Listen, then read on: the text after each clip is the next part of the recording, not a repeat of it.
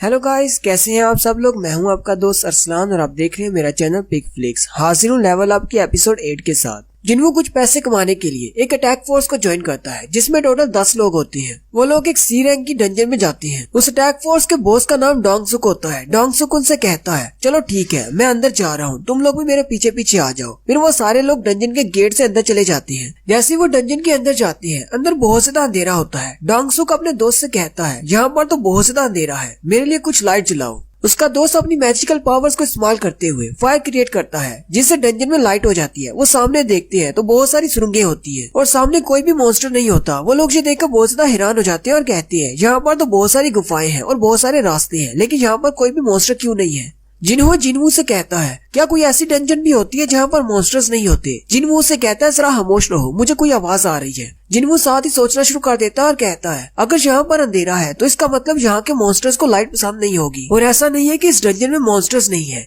ऐसा है कि मॉन्स्टर्स ने अपने आप को अभी तक जाहिर नहीं किया। नॉर्मली डंजन्स के अंदर बहुत ज्यादा लाइट्स होती हैं, लेकिन अगर ऐसे मॉन्स्टर्स हो जिनको अंधेरे से फर्क नहीं पड़ता, यानी उनकी आंखें ही नहीं होती, तो ऐसी डंजन्स उन मॉन्स्टर्स के लिए बिल्कुल ठीक है। साथ ही जिन्वू चिल्लाकर उन सब से कहता है, इस डंजन के मॉन्स्टर्स इंसेक्ट टाइप हैं, यानी कि 4 टांगों वाले कीड़े मकोड़े। ये सुनते ही बाकी के सारे हंटर्स भी रेडी हो जाते हैं। वो सारे कहते हैं, कहीं ऐसा तो नहीं ये किसी चींटी का घोंसला हो। और साथ ही उन्हें बहुत सारी चींटियों के चलने की आवाज आनी शुरू हो जाती है जो कि उन्हीं की तरफ आ रही होती है। वो बहुत ज्यादा घबरा जाते हैं और कहते हैं, पता नहीं कौन सी टनल में से वो बाहर निकलेंगी, लेकिन हमें नजर क्यों नहीं आ रही। जिन्वू फिर चिल्लाकर उन सब से कहता है, वो सामने से नहीं आ रही बल्कि ऊपर से आ रही है। ऊपर की तरफ भी एक टनल होती है जिसमें से वो सारी चूड़ियां नीचे की तरफ आ रही होती है। बॉस उन सब से कहते हैं, अपने मैजिक का इस्तेमाल करो और उन सबको नीचे लेकर आओ। फिर उन सबको मारते हैं। फिर वो सारे उन चूड़ियों को मारना शुरू कर देते हैं। यहाँ पर बाकी सारे मॉन्स्टर्स के साथ फाइट कर रहे होते हैं। जिन्वू वहीं पर बैग पकड़ कर खड़ा होता है और उन सबको एनालाइज कर रहा होता है। जिन्वू कहता है, इन सारे सी रैंक के हंटर्स का आपस में बहुत ही अच्छा तालमेल है। मुझे लगता है कि शायद इसी वजह से इनको अपने साथ हीलर रखने की जरूरत नहीं पड़ती। इनके बॉस तो बहुत ही अच्छा है, डोंगसुक इनके साथ बहुत ही अच्छे से पेश आता है और बाकी के हंटर्स भी उसका भरपूर साथ दे रहे हैं।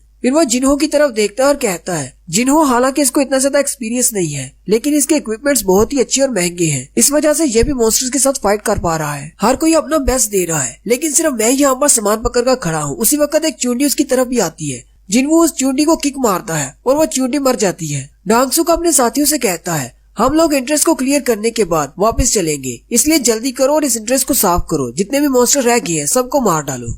थोड़ी देर में वो सारी चींटियों को मार देते हैं। बॉस उन सब से कहते हैं, जल्दी से सारे क्रिस्टल्स को इकट्ठा करो, फिर हम इन सारे क्रिस्टल्स को 9 लोगों में बांट देंगे। बॉस के साथी कहते हैं, ये तो हमारा फेवरेट पार्ट है कि सभी में क्रिस्टल्स बांटे जाएंगे। डोंगसुक जिन्वू के पास आता है और उसे कहता है, तुम्हें कैसे पता चला कि मॉन्स्टर्स ऊपर से आने वाले हैं। जिन्वू से कहता है, मुझे बस ऐसा लगा इसलिए मैंने कह दिया। डोंगसुक उसे कहता है, तुम्हारी सेंसेस तो बहुत ही तेज हैं। बॉस जिन्वू का शुक्रिया अदा करते हैं और कहते हैं, तुम तो वाकई में बहुत ही अच्छी हो, लेकिन इतना भी ज्यादा अच्छा होना तुम्हारे लिए बेहतर नहीं और छोटी डिटेल पर ध्यान देना तुम्हारे लिए जरूरी नहीं। उसी वक्त बॉस का एक साथी उसे कहता है, बॉस यहाँ पर आओ, मुझे तुम्हें कुछ दिखाना है। ग्राउंड पर चूंटियों के टुकड़े पड़े होते हैं। दोस्त उसे कहता है, बॉस ये टुकड़े हमारी वजह से नहीं हुए क्योंकि हम लोग या तो मैजिक का इस्तेमाल कर रहे थे यहाँ पे तलवारों का। डोंगसुक भी ये देखकर बहुत ज्यादा हैरान हो जाता है और कहता है, आखिर ऐसा किसने किया होगा। क्या ये मॉन्स्टर्स आपस में ही लड़ रहे थे, या फिर ऐसा हो सकता है कि इस डंजन में इन मॉन्स्टर से भी ज्यादा कोई ताकतवर मॉन्स्टर्स हैं, या फिर इस डंजन के बॉस ने ये सब कुछ किया होगा। असल में उन चूंटियों की ये हालत जिन्वू ने की है क्योंकि वो उनको किक्स मार रहा था जिसकी वजह से वो टुकड़े टुकड़े हो जाती थी।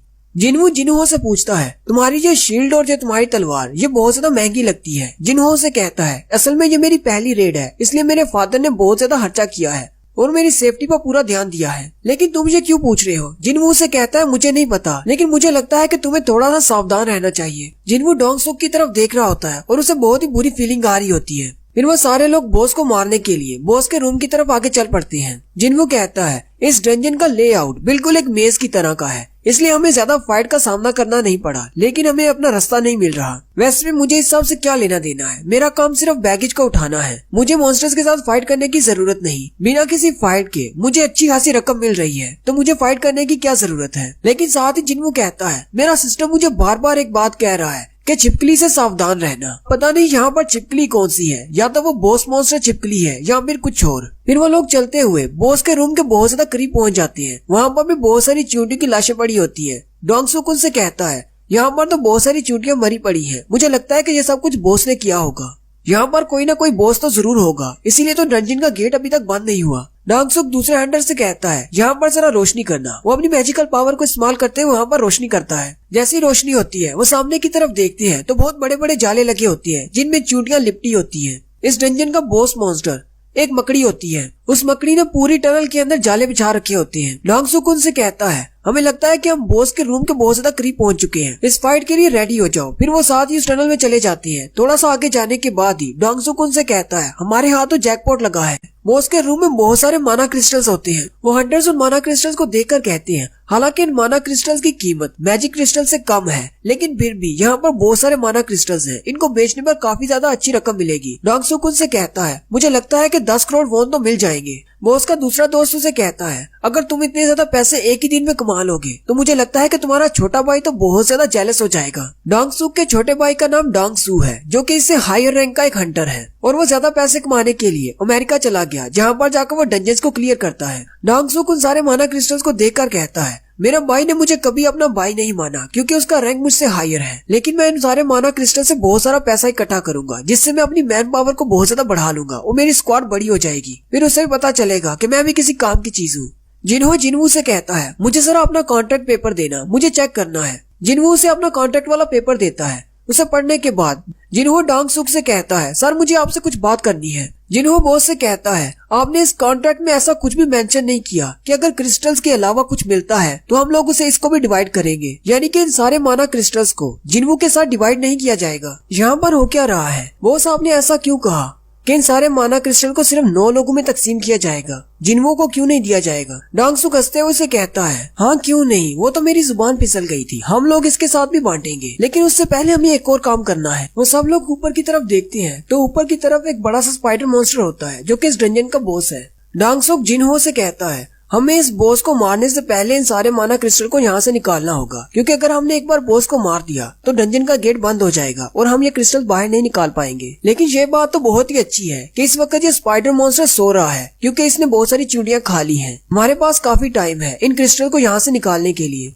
डांगसुक अपने दोस्त से कहता है क्या तुम वो सारे इक्विपमेंट साथ लेकर आए हो जो मैंने तुम्हें लाने के लिए कहा था? उसका दोस्त हंसते हुए से कहता है नहीं मुझे याद नहीं रहा, वो बैग तो बाहर ही रह गया। माइनिंग का सारा सामान उसी बैग में था और वो बैग हमारी कार में पड़ा है डंजन के बाहर। डांगसुक उससे कहता है तुम तो बहुत बड़े गधे हो, मैंने तुमसे कहा था कि उस बैग को हमेशा अपने साथ डंजन में लेकर आया करो। फिर डांगसुक जिन्हो और जिनवू से कहता है मुझे माफ कर देना, मेरा दोस्त बहुत ज्यादा गधा है, इसने वो बैग बाहर ही छोड़ दिया। क्या तुम दोनों यहाँ पर रहकर इस जगह को गार्ड करोगे? हम लोग वो बैग लेकर आते हैं। जिन्हो बॉस से कहता है क्या तुम लोग सीरियस हो? तुम लोग हमें बॉस के रूम में यहाँ पर छोड़कर जाना चाहते हो? डांगसुक उससे कहता है कोई बात नहीं, डरने वाली क्या बात है। वो स्पाइडर मॉन्स्टर सो रहा है क्योंकि उसने बहुत ज्यादा चींटियों को खा लिया है, इसलिए मुझे नहीं लगता कि वो इतनी जल्दी उठेगा। हम लोग जल्दी से अपना सामान लेकर वापस आ जाएंगे। तुम्हें मेरे ऊपर भरोसा रखना होगा। तुमने कहा था कि ये तुम्हारी फर्स्ट रेड है और जिन्हो ने कहा था कि सी रैंक वाली डंजन में ये उसकी पहली रेड है। तुम दोनों को मेरे ऊपर भरोसा रखना चाहिए, सब कुछ ठीक रहेगा।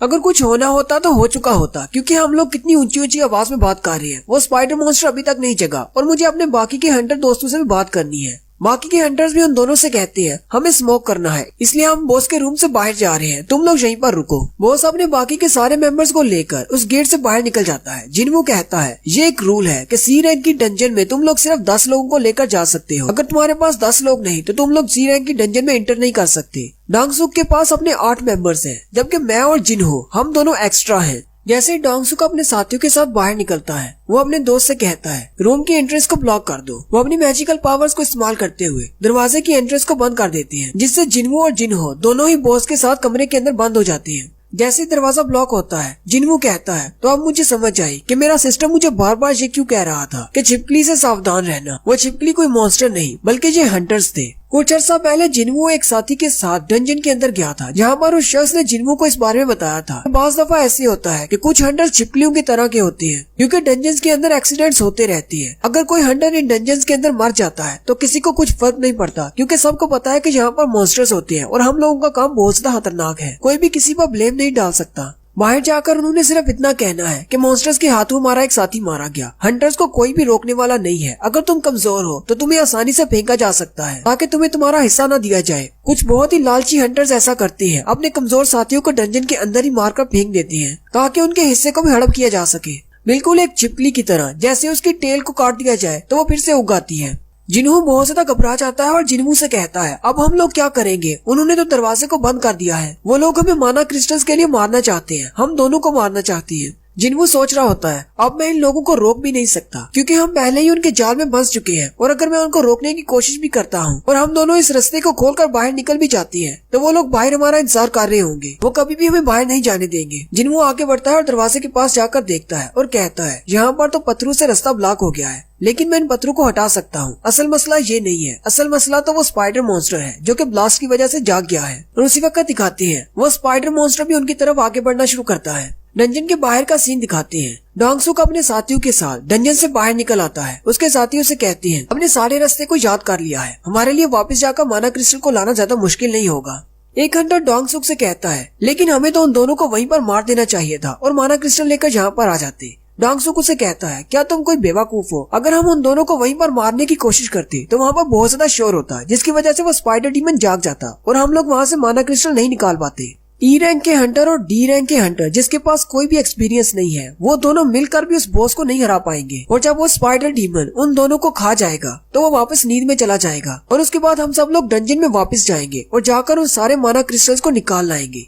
और अगर वो बॉस उन दोनों को खाने के बाद सोता नहीं है तो हम लोग वापस जाएंगे और उस स्पाइडर डीमन को मारने के बाद जितने माना क्रिस्टल्स मिलेंगे वो सारे माना क्रिस्टल ले आएंगे। इसके अलावा उस लड़के जिन्हू ने अपनी बॉडी पर बहुत ही महंगे इक्विपमेंट्स पहने हुए थे, माना क्रिस्टल से ज्यादा महंगे, तो उसके इक्विपमेंट्स बिक जाएंगे, हम लोग उसके इक्विपमेंट्स भी साथ ले आएंगे। इसमें हमें तो फायदा ही फायदा है। और साथ ही डोंगसुक अपना मोबाइल निकालता है और कहता है चलो उसके बारे में रिसर्च करते हैं, वो किसका बेटा है, आखिर हम लोग उसके फ्यूनरल पर तो जा ही सकते हैं। और यहीं पर हमारी एपिसोड 8 का एंड होता है।